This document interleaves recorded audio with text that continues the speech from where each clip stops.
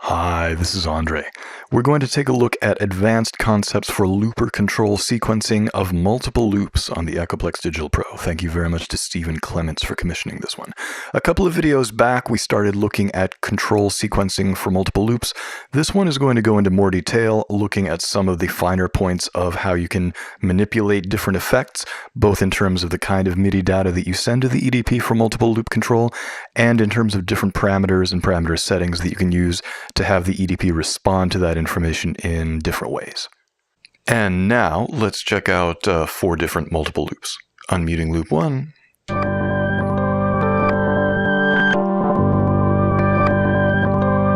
Loop 2.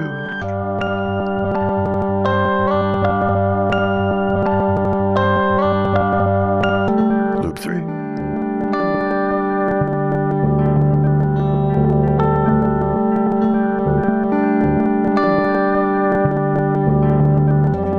Loop 4.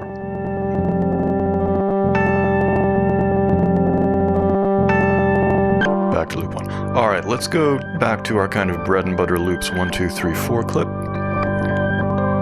And yeah, that's a reasonable tempo.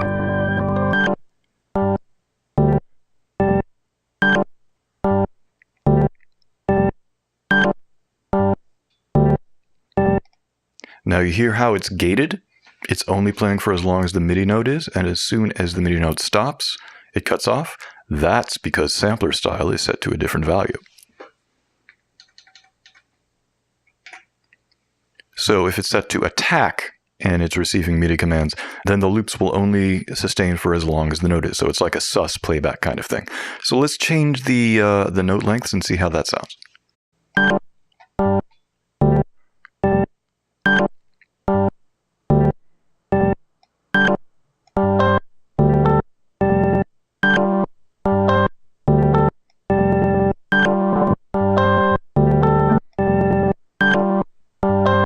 Change the tempo.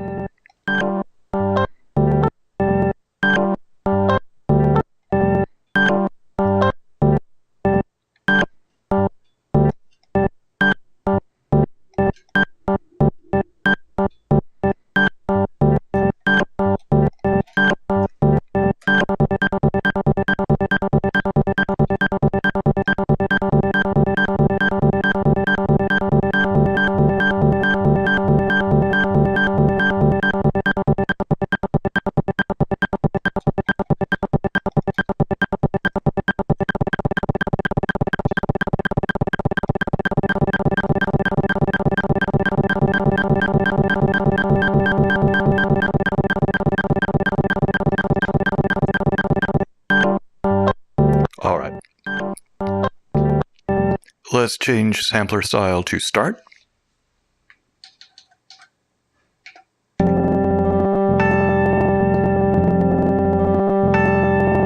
And let's replay our bread and butter loops 1, 2, 3, 4 clip. Let's bring the tempo down a little more. Now here's something we haven't had a chance to talk about in the videos yet.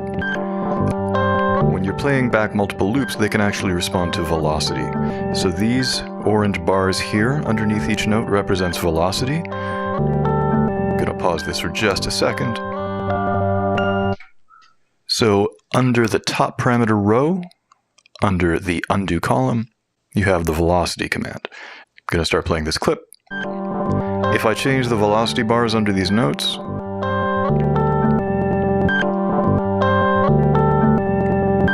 then you don't hear a change. But let's change velocity to on. I have no idea if this is going to work, so I'm just as intrigued as you are. Let's find out. Yay! So loop 1, 2, 3, 4. And the higher each one of these bars is, the louder the loop's going to be.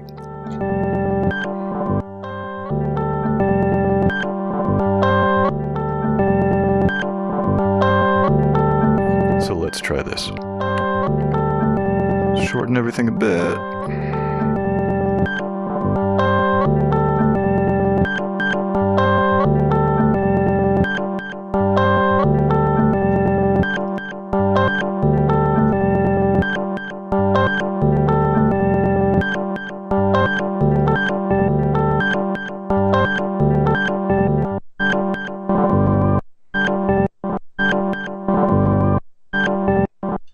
Oh, then it looks like I accidentally erased one of my notes.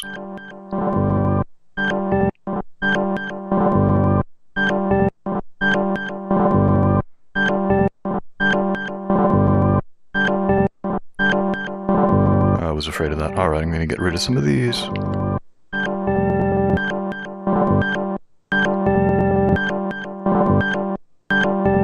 Yeah, we accidentally erased loop 3. Sorry, loop 3. You were nice, but I guess you've gone off to the great loop place in the sky. Alright, so...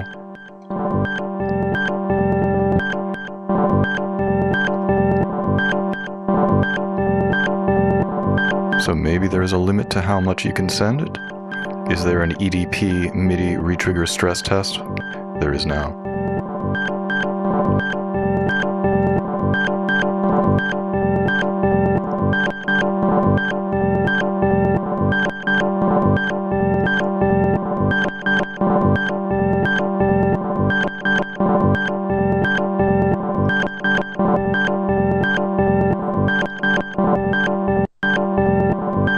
Oh, that's number 3.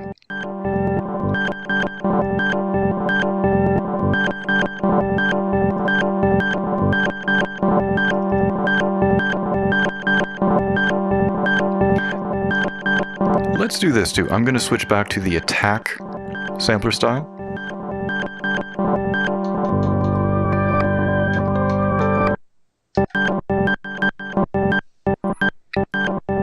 So now not only are the loops responding to velocity, but they're also responding to the length of the note.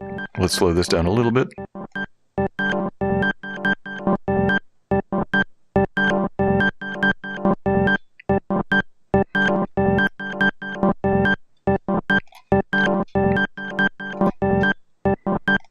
Let's change the resolution to 30-second notes.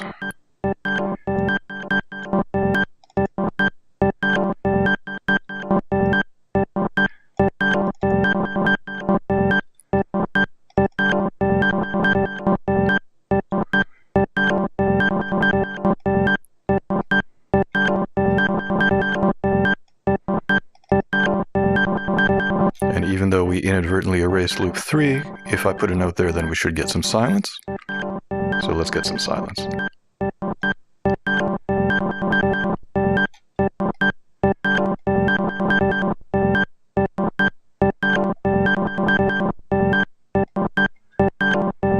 Alright, I'm going to try speeding this up. Let's get one longer note in there. Yeah. Let's see what happens.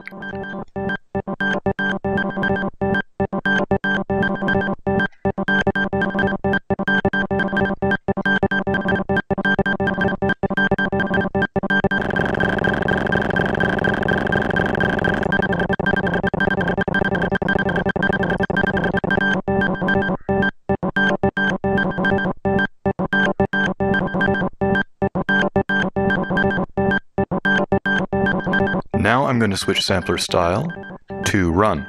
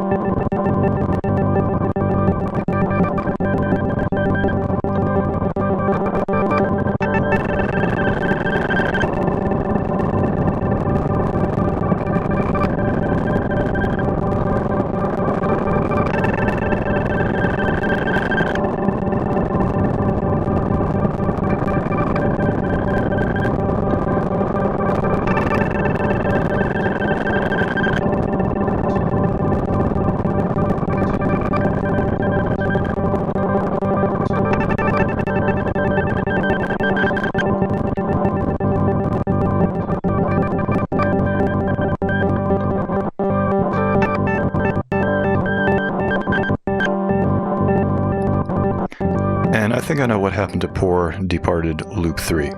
I'm going to keep lowering the tempo, and at a certain point, I think loops are going to start disappearing.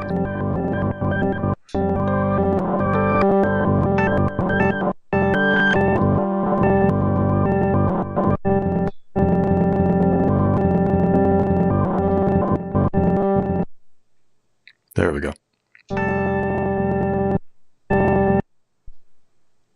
So what was happening just now is that if you hold a MIDI loop number for long enough, it will actually erase and reset that particular loop.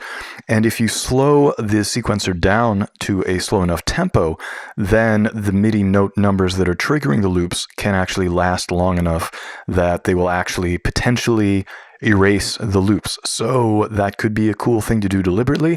It could also be quite a mess if you're not expecting it and you don't understand what's happening, which I have experienced many times in the recent past. Earlier in the video, when some weird stuff was going on, there were a few different things happening. There was a bit of that. There was a bit of sending MIDI notes for too long so that they actually erased the loops.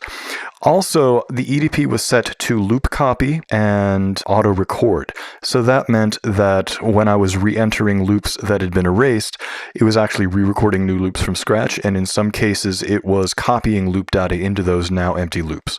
So I actually accidentally erased two loops at that point, loop 2 and loop 3. Loop 2 ended up getting filled with a copy of one of the other loops. Loop 3 never got filled in. And I had to go over this after the fact several times and study the video to try and figure out what was going on. That's my best explanation right now, as near as I can tell. That's my story, and I'm sticking to it. So a lot of cool stuff to be done with control sequencing of multiple loops. Be aware that if you're not careful, then you can erase your loops. In any case, thank you very much for tuning in. Thank you again to Steven Clements for commissioning this one, and I will talk to you guys very soon. Bye-bye.